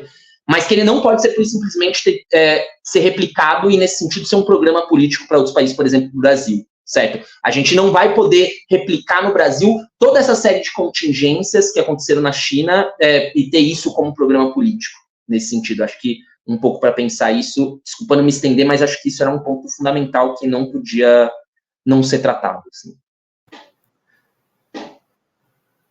Sobre essa questão dos campos, eu diria que acho que sim, eu acho que a esquerda vai, a esquerda tradicional, assim, a esquerda reformista que está no governo, enfim, por exemplo, o PT, PCdoB, com certeza, né, esse discurso já está disseminado, né, de que o caminho é a China, e já está vendo, inclusive alguns setores do PCdoB já falam em multipolaridade, que é o discurso oficial dos BRICS, em particular de China e Rússia. Então, estão já nesse caminho. Eu diria que a experiência chinesa em geral, e até agora, em certo sentido, isso que o Santiago estava falando, é uma espécie de confirmação da teoria da revolução permanente, né? Porque eu não acredito que a burguesia chinesa do Kuomintang e a burguesia clássica chinesa tivesse condições de fazer o que a burguesia sob a asa do Partido Comunista está fazendo, né? Então, ela está cumprindo um papel assim de disputa do mercado mundial e da situação mundial, tanto é que está alçando a China à potência mundial hegemônica e tá ela dando chegou diz uma citação específica do Xi Jinping aqui no livro, que chegou o momento da China liderar o mundo, sem meias palavras, abertamente, rompendo aquele silêncio tradicional da diplomacia chinesa, né? Ela sempre foi silenciosa, sempre fazia uma discussão mais, né, ficava em silêncio e ia fazendo, mas ele está falando abertamente. Tem um apêndice que fala que a ética confucionista e o espírito do novo capitalismo chinês, que é uma análise de como, a partir dessa reabertura, a burguesia, entre aspas, burocracia chinesa, está fazendo uma remodelação da lógica do capitalismo e está, enfim, colocando, e parte dessa disputa capitalista está em superar o mercado dominado pelos Estados Unidos, né? Isso é visível, e isso soa para muitos setores da esquerda como algo progressivo. E, obviamente, como a realidade é complexa, como a realidade ela não é como a gente gostaria que ela fosse, ela é como ela é, tem elementos progressivos, ainda que, obviamente, longe, por exemplo, do Elias Jabbour, escreveu um livro pela Boitempo, que também é citado ali, Socialismo do século XXI, colocando a China como o arauto.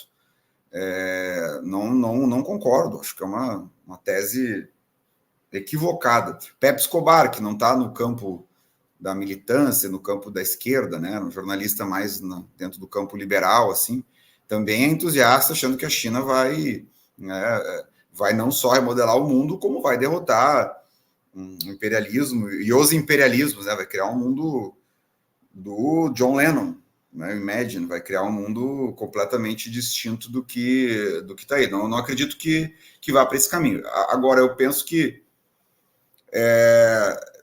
partindo do pressuposto de que a situação da classe trabalhadora atual, seja no Brasil e seja no mundo, é uma situação de desmobilização, é uma situação de desfragmentação, não há partidos organizados a nível nacional e internacional, muito menos a nível internacional. Então, são problemas que a gente tem e que a gente tem que enfrentar, porque não temos uma alternativa revolucionária para colocar, não temos uma direção testada, uma organização testada para colocar no lugar. Então, eu vejo como positivo alguns elementos. Eu acho que é necessário a gente ter a cabeça no lugar e saber, como militantes, como marxistas, saber fazer a crítica e saber reconhecer elementos positivos da possível disputa que tem pela hegemonia mundial. Eu acho que menosprezar totalmente os BRICS é um erro. Claro, também comprar e embelezar os BRICS, como faz o Pepe Escobar, como faz o Elias Jabbour, como faz o PT, o PCdoB, setores da esquerda dita revolucionária, também é um erro. Mas também menosprezar completamente num contexto em que há um marasmo e uma desorganização completa na classe trabalhadora, acho equivocado. Acho que é necessário levar em consideração certos elementos. E só também é importante pontuar 2 elementos. Primeiro, acho que a política das organizações trotskistas, que se dizem, que se reivindicam trotskistas, o PSTU, o PSOL, muitas organizações do PSOL, organizações menores, tem uma política equivocada para a China, como tem uma política equivocada para Cuba, que daí serve quase como uma luva, cai como um presente para partidos stalinistas que criticam, porque o que propõe essa esquerda dita trotskista para a China? Propõe a democracia burguesa, propõe reabrir a China, assim como defendia as mobilizações em 2016 aqui para tirar a Dilma como uma política revolucionária, como se fosse um povo na rua de fato, sem saber fazer uma caracterização mais precisa e mais coerente, comete os mesmos erros na China, na Rússia, na guerra da Ucrânia, enfim. Isso não quer dizer que a gente tenha que apoiar acriticamente os BRICS, longe disso. Acho que a busca, e inclusive acho que vocês expressaram aqui, o Santiago em particular, é a busca por uma tentativa de formular uma política de independência de classe com consciência de classe. Sobre a questão de replicar o crescimento econômico chinês, é claro, é uma situação muito particular da China, não tem como repetir, uma situação específica. Hoje, o segundo maior país do ponto de vista populacional do mundo, né? A Índia tomou a dianteira. Quando eu escrevi o livro, a China ainda era, agora é a Índia. Mas o mercado indiano é mais caótico, né? O mercado chinês, dada esses passos do ponto de vista do capital, ele já está mais sistematizado, está mais organizado, né? É mais, digamos assim, funcional do que o mercado interno chinês, do que o mercado indiano, desculpa, mas é uma questão de tempo. Mas me parece que essa questão, se vocês retomarem esse estudo sobre imposto em espécie, o informe do Trotsky sobre a NEP, vocês vão lançar um outro olhar sobre a experiência chinesa, não para a experiência chinesa em si. Eu acho que qualquer lugar do mundo, em particular para o Ocidente, como dizia o Gramsci, a necessidade de ter uma estratégia específica para o Ocidente, essa questão de a gente levar em consideração o desenvolvimento do capitalismo de Estado me parece uma tese importante de ser refletida. Não estou dizendo aqui que esse é o caminho, que isso é o correto ou não, mas é uma coisa para a gente ser pensada. E também acho que a gente não deve menosprezar os BRICS, ainda que não devamos cantar eles em verso e prosa, como faz o PCdoB, o PT. Agora nós temos que os colocar indistintamente no campo dos BRICS e apoiar valendo a vida. Não acho que seja isso também, porque nós não temos nenhuma garantia, muito antes pelo contrário, de que esse mundo multipolar tem as características que a gente precisa para o desenvolvimento da humanidade, né? Muito antes pelo contrário, desenvolvimento em última análise capitalista. Mas menosprezar também totalmente me parece um erro, né? Ainda mais porque a partir de agora é isso que vai definir a conjuntura do início do século XXI e, em particular, vai colocar esse debate e é importante a gente se posicionar de uma maneira lúcida, inteligente, da maneira mais independente do ponto de vista de classe possível, mas sem perceber que a classe operária, a classe trabalhadora tá num marasmo, né? E está desfragmentada e não tem nenhuma direção capaz de galvanizar e conseguir se colocar como alternativa a esse processo por enquanto. Perfeito. Então vamos aí para a última pergunta, Santiago e Lucas, né? O quão que essa visão pró-China, que muitos setores da esquerda têm, né, visão mais acrítica, pode atrapalhar na luta ideológica, né, contra a extrema-direita e a direita na questão do socialismo?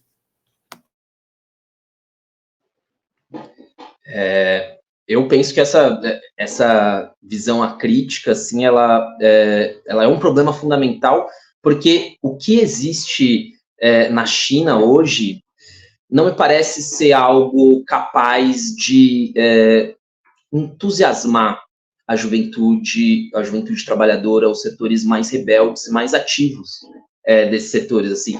Tipo, eu lembro que eu sempre debati muito isso. Esse mesmo debate acontece muito em relação à Coreia do Norte, né? Esses setores stalinistas, eles usam muito uma lógica que é uma lógica que usa também a extrema-direita, que é a coisa de uma oposição maniqueísta, assim.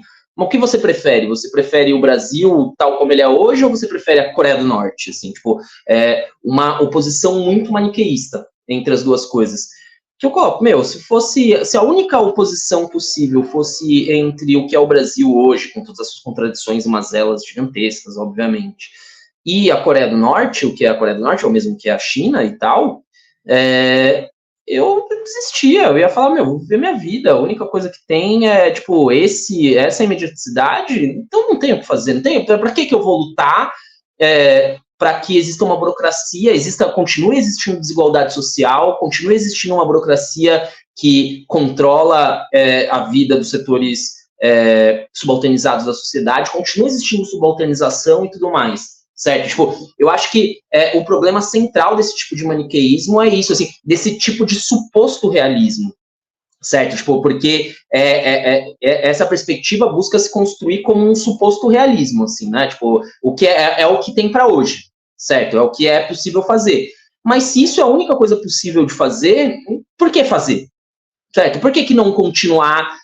Se a única coisa que podemos fazer coletivamente é construir uma outra sociedade desigual, uma outra sociedade em que tem opressores e oprimidos, porque obviamente isso existe na China, existe uma burocracia estatal dominante, existem setores capitalistas bilionários, extremamente ricos, existe pobreza e tudo mais, todo esse tipo de coisa. Se a única coisa que podemos fazer é construir uma sociedade que reproduz as mesmas mazelas que existem no capitalismo, então por que fazer algo coletivamente?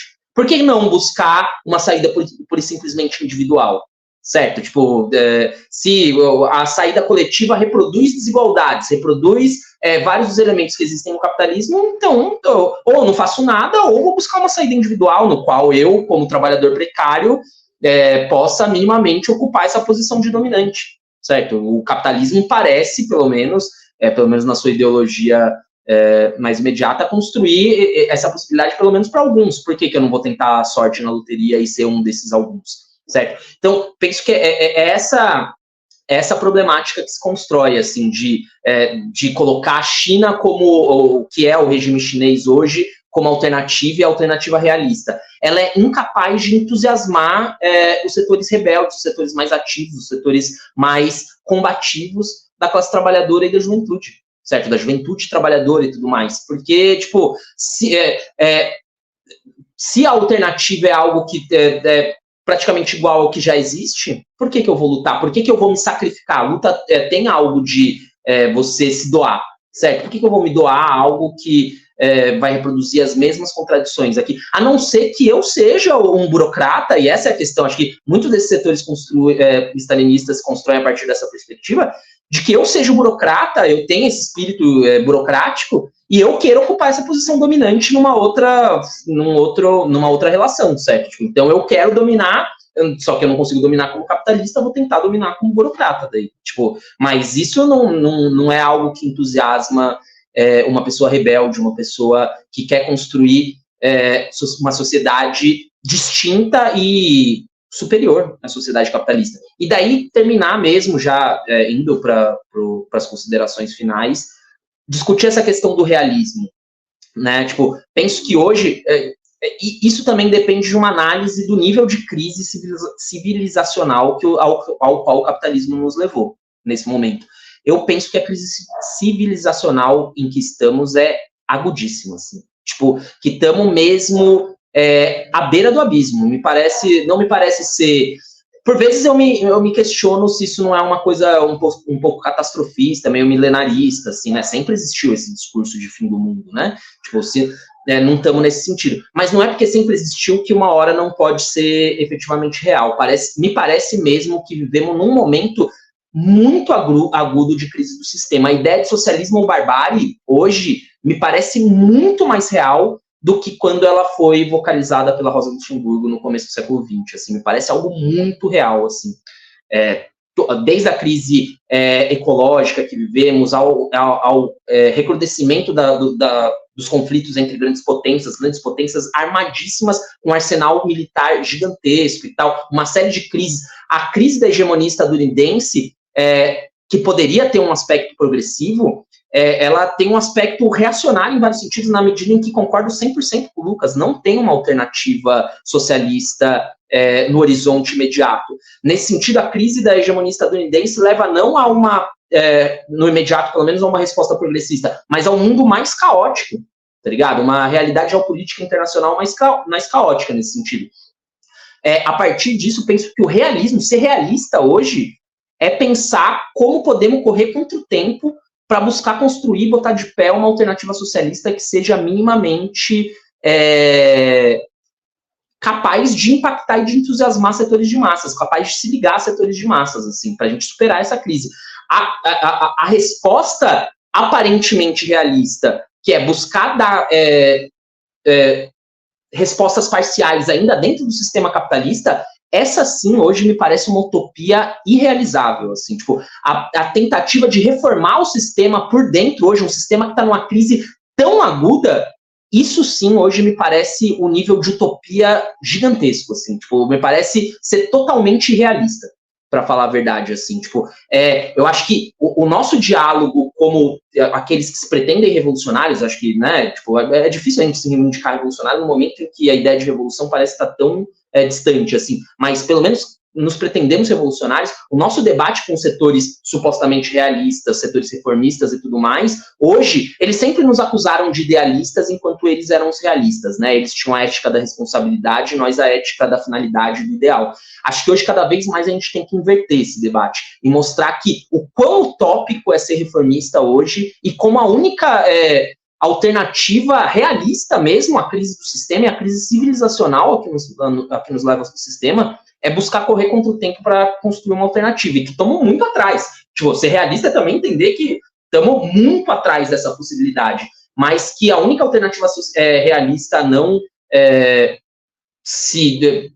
por simplesmente se adaptar a essa crise civilizacional é buscar correr contra o tempo para tentar colocar de pé uma alternativa socialista, assim, tipo, eu entendo hoje mesmo, assim, que isso é o ser realista, tá ligado? Tipo, o utópico é a tentativa da reforma, assim.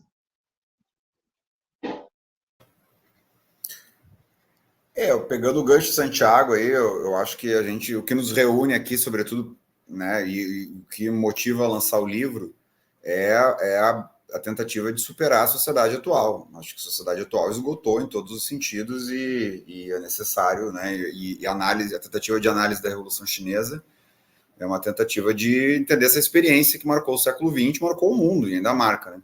Então, e acho que isso é fundamental e vai continuar sendo.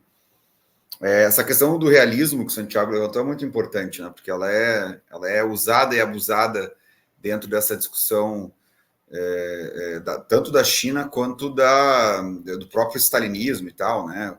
O Domenico Lossurdo, que é esse teórico italiano que é muito utilizado tanto pela China quanto pelo Elias Jabbour, quanto pelo Jones Manuel, ele reduz o realismo ao que existe, né? Então, o que foi feito na China é o que é possível fazer, então a gente tem que se adaptar a isso, aceitem que dói menos e sigam a vida, porque não tem o que fazer, mas, né? E inclusive a própria União Soviética, né? O discurso todo do livro dele vai nesse sentido, e obviamente isso casa como uma luva para o Partido Comunista Chinês, porque certamente é utilizado como a única coisa possível a ser feita, então vamos nos adaptar porque não tem outra saída.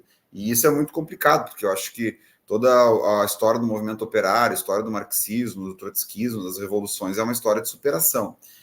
Evidentemente, eu entendo que a gente não tem como ter resultados diferentes se a gente faz tudo igual, né? Então a gente tem que tentar buscar sempre uma uma interpretação nova, uma atuação prática nova. Eu entendo também que a esquerda hoje está viciada em vários aspectos, e inclusive eu começo criticando, antes de falar da extrema-direita, eu falo do governo Lula em particular hoje, né?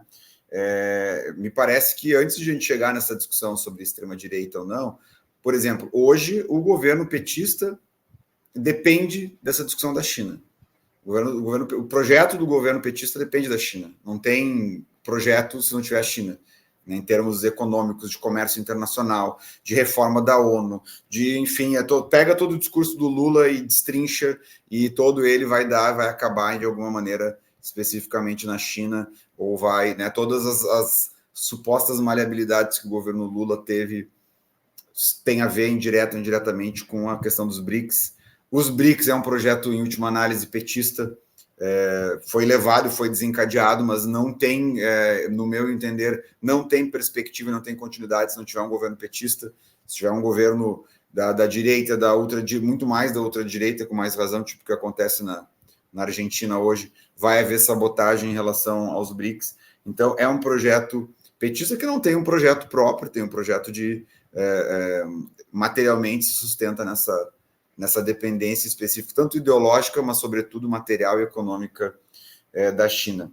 Em compensação, a questão da extrema... Me parece que a extrema-direita hoje, assim como a extrema-direita fascista, Hitler, Mussolini, foram uma reação do imperialismo alemão e italiano, mas sobretudo alemão, a decadência e ao fato de estarem sendo escanteados na questão internacional e desencadeia a guerra mundial, me parece que hoje a extrema-direita neofascista, liderada por Trump, Bolsonaro, o Milei na Argentina e outros na Europa com menos relevância, pelo menos aqui, todos eles têm como um objetivo a sabotagem da ascensão chinesa e russa, mas a chinesa em particular, porque a da chinesa significa ascensão de outros países dos BRICS, em particular a Rússia, mas a chinesa é a preponderante. Se vocês pegarem o discurso do Milei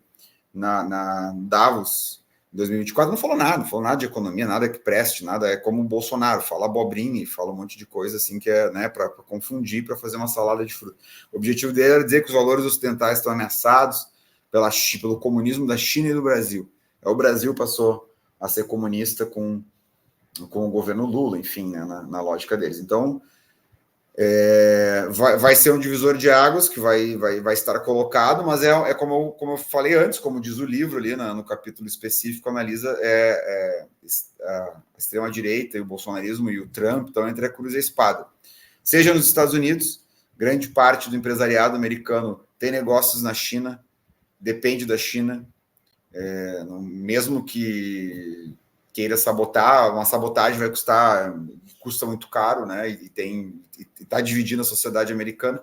No Brasil, a base de sustentação da extrema-direita é o agronegócio, e o agronegócio é totalmente ligado à China, que também não vê problema nenhum em manter o Brasil como produtor de commodity, de matéria-prima e de soja, e de carne, e de produtos primários, que deveriam ser questionados, né? Obviamente, seja pelo governo petista ou quem se propõe de esquerda.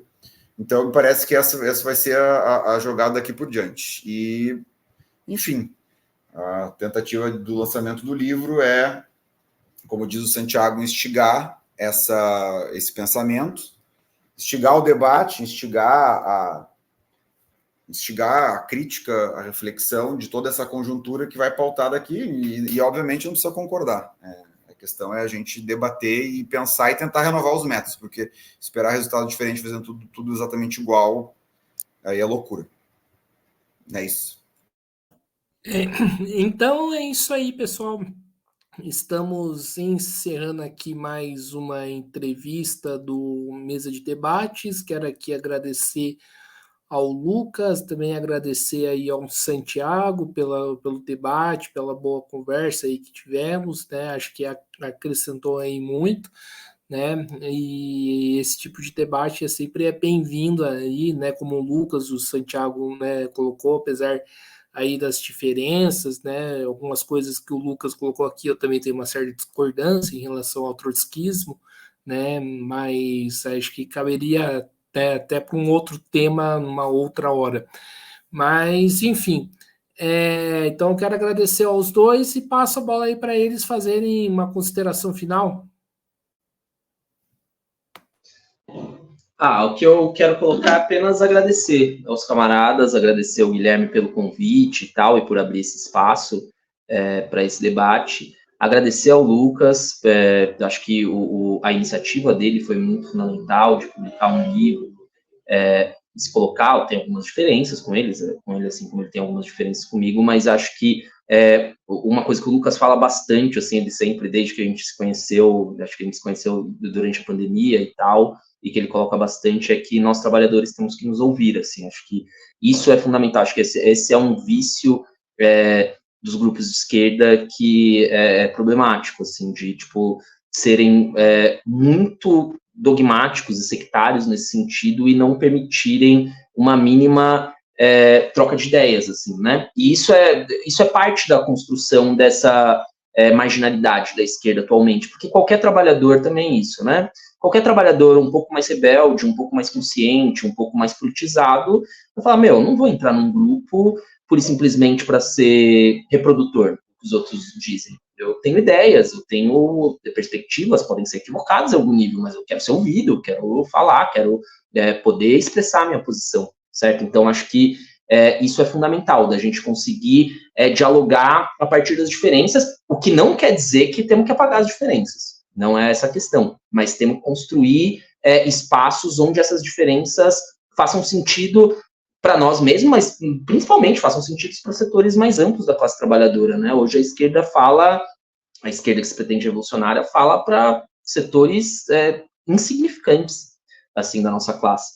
Então, a gente conseguir construir espaços de debate, ainda mais sobre temas tão relevantes quanto esse, né? Acho que trabalhadores refletindo questões bastante mais amplas do que a imediaticidade da questão sindical no seu local de trabalho, os problemas do local de trabalho e tudo mais, é algo muito fundamental. E não que esses debates sobre as questões mais imediatas não sejam importantes, é lógico que é extremamente importante, parte de buscar construir uma organização revolucionária, algo que possa emergir a partir do que está colocado.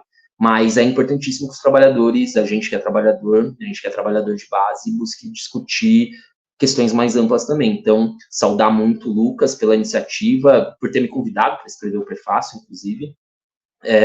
Saudar pelo lançamento do livro, saudar o Guilherme por ter chamado a gente e ter abrido esse espaço para o lançamento. Assim.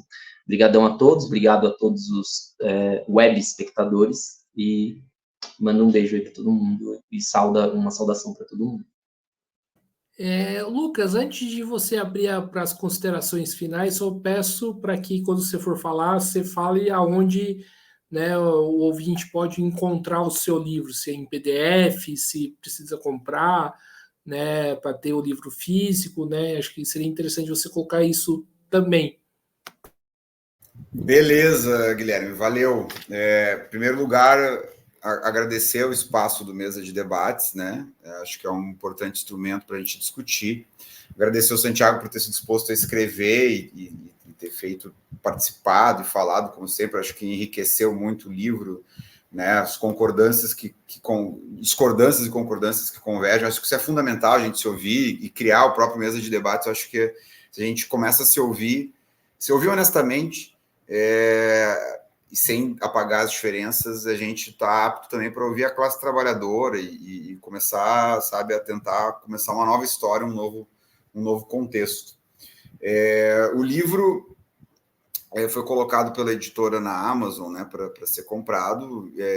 Pode ser, na verdade, como é um livro independente, para uma editora independente, feito pelo método tradicional de militante, né, que é no boca a boca, bater em porta e tal, eu tenho vendido, e até tenho a agradecer as pessoas que compraram, porque tenho menos de um mês o livro na mão, e muitas pessoas já me pediram, já entreguei, já compraram, e outras tantas eu vou levar também, a live vai chegar, então podem falar comigo seja por intermédio do Santiago, pessoal que for de São Paulo, tal, que a gente vê uma maneira de entregar, uma maneira de passar. Em última análise, também fale com o Santiago que eu posso, né, disponibilizar o PDF para quem gosta de ler no computador, né? Eu, particularmente, sempre prefiro pegar na mão e ler, e poder riscar e fazer em cima, mas eu posso disponibilizar, posso passar para vocês aí sem problema. E ajudar também a editora independente e a publicação de escritores independentes. Então, pede essa ajuda, mas também a gente pode disponibilizar sem nenhum problema por PDF e tal. Por fim, queria falar uma curiosidade que eu acho que é interessante, que quando eu pedi para o Santiago escrever o prefácio, ele escreveu, o livro demorou, né, para ser publicado, por causa de todos esses problemas que eu falei.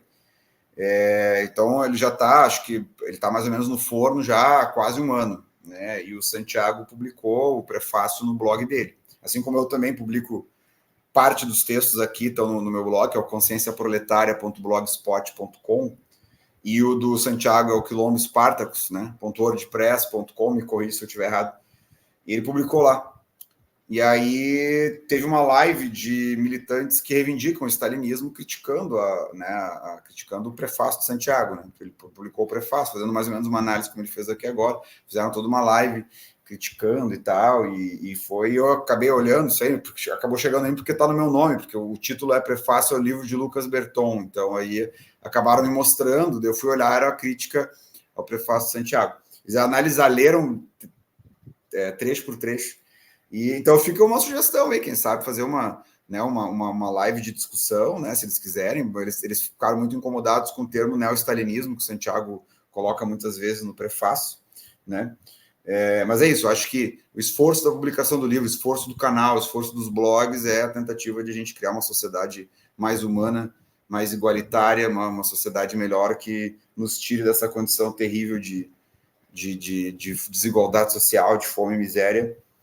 E é isso, qualquer coisa podem chamar pelo blog, né? Pode falar pelo Santiago, podem chamar pelo WhatsApp, né? Pelo contato do Santiago, sem problema, a gente dá um jeito e disponibiliza o PDF também, sem problema nenhum. Agradecer, um abraço a todos e até o socialismo sempre. Então é isso aí, pessoal. Então, mais uma vez aqui agradecendo ao Santiago, agradecendo ao Lucas, também agradecendo a você que estiver nos assistindo. E peço aí para o pessoal se inscrever no canal Podcast em Mesa de Debates e acompanhar o nosso trabalho. Você se inscreve aí no botãozinho de se inscrever, ativa o sininho, né, curta, compartilhe, isso ajuda, né, no engajamento do vídeo. Isso não é coisa bobagem de influencer falar isso, né? Também comenta, né, esse vídeo, o que você achou, né, se vocês concordam ou não, né, com o Lucas, né, e o Santiago, né? Acho que esse debate não se encerra por aqui, né? E, né, se inscreva para poder ajudar a gente a chegar na meta de 10 mil inscritos, né, que a gente quer chegar pelo menos ainda esse ano. Daí, caso a gente chegue, a gente faz um mega debate especial aí para, né, incentivar o debate primeiramente e também comemorar a marca. E quem puder também segue a gente nas redes sociais, a gente está também no TikTok. E para finalizar, né, nós temos o nosso Pix, que é 385 007 028 00 CPF. Quem puder aí ajudar a gente, né, com qualquer quantia, né, nós somos uma mídia independente, então para a gente se autofinanciar, a gente precisa aí da sua contribuição. Não recebemos dinheiro nem do Estado e nem do capital privado, e nem queremos, né, por razões óbvias. Então, quem puder aí ajudar a gente com qualquer quantia aí para a gente poder, né, fazer coberturas, né, seja em São Paulo ou em outros lugares aí, né, do estado e até mesmo do país, está aí o interesse aí de contribuição. Então é isso aí, pessoal. Por hoje é só, encerrando por aqui. Um forte abraço e fui.